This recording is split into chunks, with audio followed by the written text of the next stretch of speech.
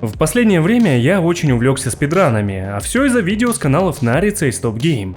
И недавно мне стало интересно, а пытался ли кто-то пройти на скорость какую-нибудь из частей Mortal Kombat. Зайдя на сайт speedrun.com, я знатно удивился, ведь там есть масса прохождений игр этой франшизы, причем как основных частей, файтингов, так и приключенческих спин-оффов. Меня в первую очередь заинтересовало скоростное прохождение мифологии Sub-Zero, так как я очень люблю эту игру, но помню, насколько она тяжелая и некомфортная. Обычно мифология проходится примерно за 1,5 часа, если знать, что делать и куда идти. В противном случае в некоторых локациях придется провести много времени, например, в Храме Воды. Благодаря своему внезапному интересу я узнал, что оказывается есть игроки, которые проходят игру чуть более чем за полчаса. И ознакомившись с гайдами на ломаном английском, я понял, насколько это непросто. Оказалось, навык очень важен, а сколько там своих нюансов, этого не передать. Но я попробую. Погнали!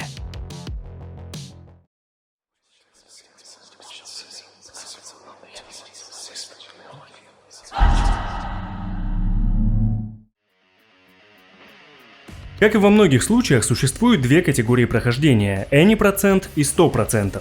И вот именно о последней мы будем говорить. Но оба рекорда установил спидранер из Уругвай под ником Sagat. Any% за 32 минуты и 26 секунд, а 100% за 35 минут и 9 секунд. Сейчас объясню, в чем разница категорий конкретно в этой игре. Как мы знаем, Mortal Kombat Mythology Sub-Zero – это игра с элементами нелинейности.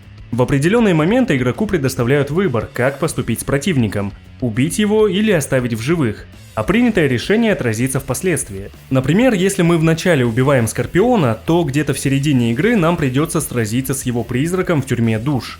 Ближе к финалу мы можем не убивать Сарину, и тогда она поможет нам в битве против Куан Чи. А в конце, после первой победы над финальным боссом Шиноком, последний примет свою демоническую форму, и у нас появится выбор, противостоять ему или сбежать. Так вот, основная разница между категориями заключается в том, что мы будем делать в конце. Но чтобы попасть в категорию 100%, необходимо покончить с Шиноком. Давайте приступать к разбору спидрана, но по ходу дела, конечно, я буду рассказывать про альтернативные варианты и объяснять, почему спидранер поступает тем или иным образом. Sagat пробегает игру на максимально высокой сложности, но не потому, что он ценитель хардкора, а потому что в данном случае меняются паттерны поведения противников, а это в дальнейшем окажется важно. Ну и стоит отметить, что он играет в версию для PlayStation на эмуляторе. Сразу после первой встречи со Скорпионом спидранер зажимает отдельную кнопку бега и устремляется вперед, перепрыгивая первого противника. Но мы помним, что в игре полным-полно ловушек, которые встречаются уже в начале. И чтобы избежать смерти персонажа, Sagat останавливается перед ними в нужном месте и триггерит их ударом руки. Здесь важно встать так, чтобы хитбокс руки оказался под ловушкой, но Sub-Zero успел убрать ее, иначе он получит урон. Для этого вместе с ударом игрок нажимает еще и отдельную кнопку действия, чтобы отменить анимацию. Но вообще эта фишка используется и при обычном прохождении. В следующей комнате на игрока сразу нападает монах, и в большинстве случаев он атакует в прыжке. Поэтому раннер, зная это, тоже влетает в комнату, нанося удар, чтобы опередить противника.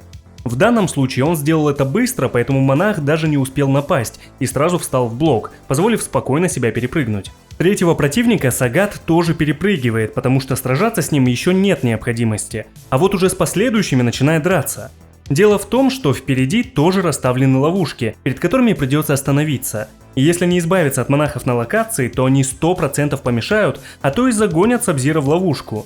Но это одна из причин. Вторая заключается в том, что в игре есть счетчик опыта, с ростом которого Sub-Zero получает новые спецприемы. И к определенному моменту игроку будут необходимы некоторые движения, поэтому просто перепрыгивать всех противников не получится, нужно будет драться и получать опыт. И стоит отметить, что раннер сражается только с вооруженными противниками. Это из-за того, что в отличие от безоружных, они не блокируют атаки и разделаться с ними гораздо проще и быстрее. Правда, это касается не всех, но большую часть. Заметьте, что раннер не выполняет полноценные комбо. Вместо этого он совершает 2 удара руками, апперкот и удар ногой. Таким образом полностью сносит хп противника и получает больше опыта.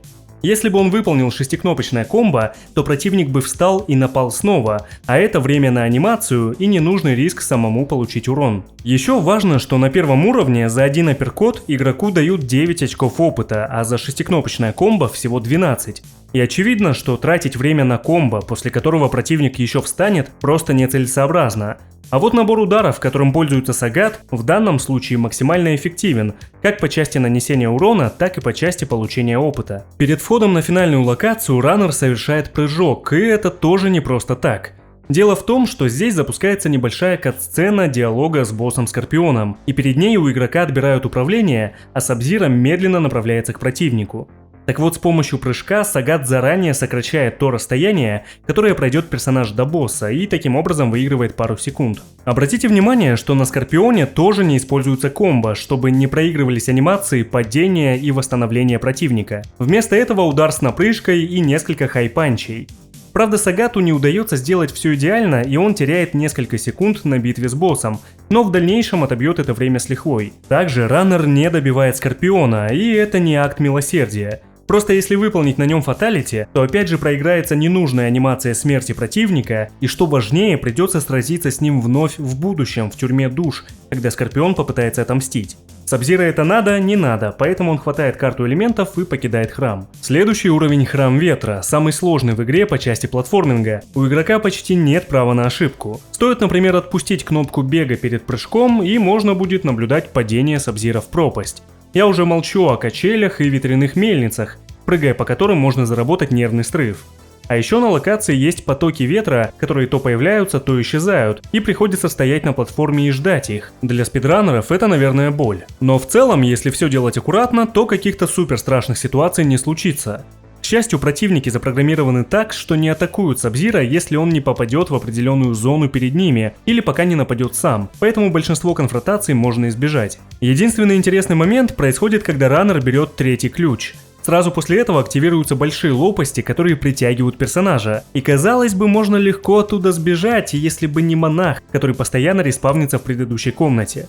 В идеале его желательно заморозить перед тем, как взять ключ, тогда все точно пройдет гладко, а в противном случае нужно полагаться на умение и удачу, ведь сражаться с ним не вариант, Саб-Зиро затянут лопасти, нужно перепрыгивать, и хорошо, если монах позволит это сделать. Этот момент прямо ставит спидран под угрозу. Босс на этой локации — бог ветра Фуджин, и может показаться, что раннер его с легкостью побеждает, но на деле очень важно попадать в тайминг и прерывать анимацию удара противника. Можно заметить, что Саб-Зиро наносит урон за доли секунды до того, как его ударит Фуджин. Вообще, Фуджина можно заспамить подкатом и броском, этот вариант гораздо проще, но и дольше. Также не стоит пытаться скинуть противника с локации, есть очень большой риск того, что он взлетит обратно с пустой шкалой ХП и при этом станет непобедимым. Это, конечно, баг, и странно, что разработчики не предусмотрели такой вариант победы над боссом. Но с точки зрения сюжета было бы еще более странно, если бы Фуджин вдруг не взлетел. И это, кстати, не все, что касается ошибок в игре, ведь именно с их помощью проходится третий уровень — Храм Земли. Точнее, есть баг, который позволяет пропустить значительную часть уровня, в том числе и битву с местным боссом Элементалем Земли. По задумке разработчиков, в начале игрок должен двигаться вправо, взять ключ, затем вернуться к веревке и оказаться вынужден спуститься вниз, ведь прямо на игрока начнет опускаться массивная колонна. Спускаясь вниз, придется уворачиваться от шипов, затем использовать найденный ключ, сразиться с боссом и взять у него следующий ключ, чтобы выбраться наверх в другом месте. После этого нужно найти третий ключ и уже с его помощью покинуть локацию. Так вот, раннеры нашли более короткий путь, и немного даже смешно от того, насколько он кажется очевидным, когда смотришь на это.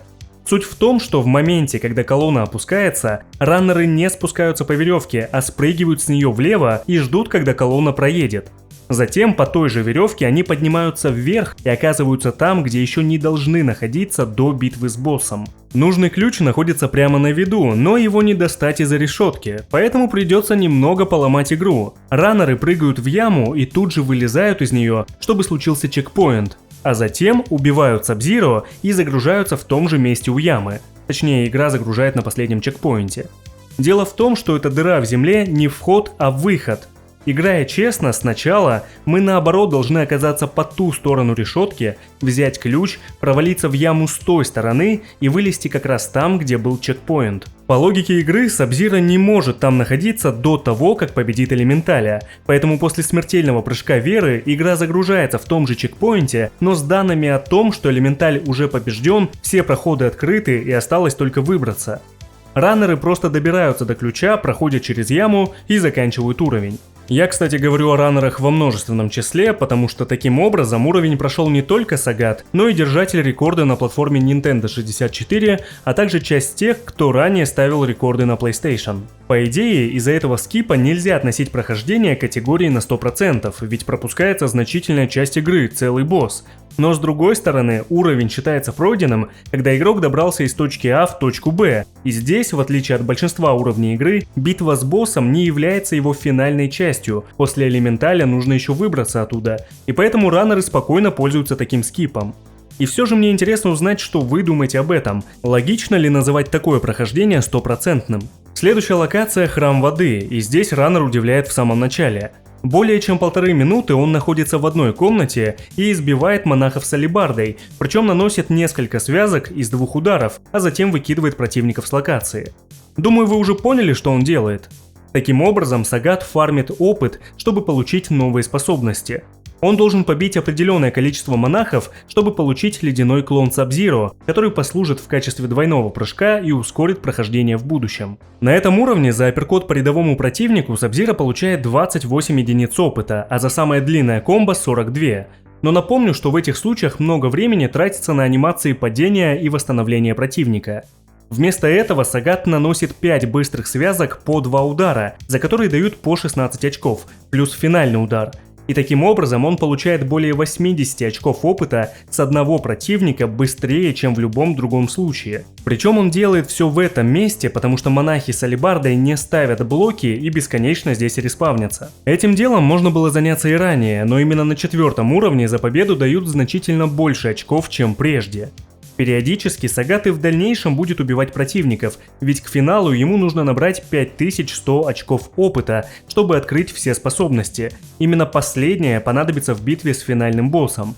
Но сейчас он спокойно проходит уровень и убивает бога воды. И битва с ним – один из случаев, когда высокий уровень сложности играет на руку раннеру. Дело в том, что в очень сложном режиме бог воды увлекается антиаэроатаками, когда на него прыгаешь, но если делать это вблизи, то Саб-Зиро успевает перепрыгнуть, не получив урон.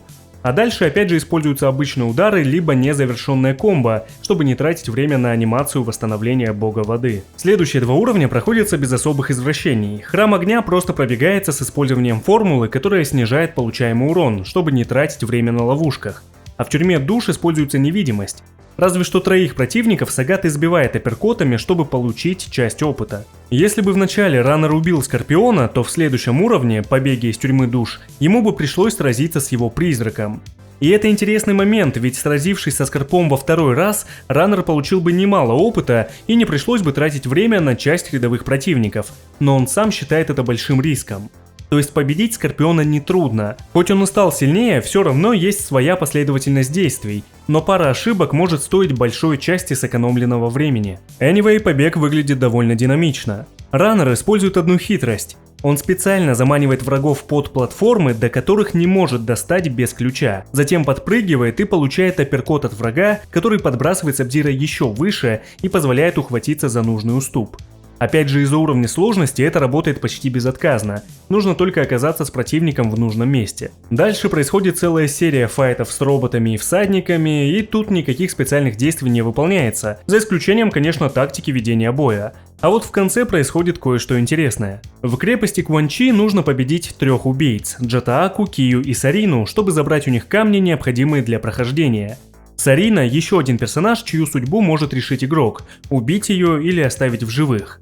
Раннер ее убивает, но не потому, что он жестокий, а потому что если Сарина выживет, она поможет Саб-Зиро в следующей битве с Кван-Чи, и проиграется кат-сцена с ее появлением, а это, как вы понимаете, ненужная трата времени. Кстати, после битвы с Сариной раннер пытается использовать один баг. Он подпрыгивает у двери за мгновение до загрузки, чтобы игра, загрузившись, приняла позицию Саб-Зиро за нормальную, и он мог пробежать часть уровня по воздуху. Правда, у Сагата это не вышло. Хотя ранее у него это уже получалось, только тогда в этом не было никакой необходимости. Сагат убивает Кван-Чи, заспамив его хай-панчами, и дальше у нас Шинок, финальный босс. Он отнимает у Шинока амулет, и босс принимает свою демоническую форму.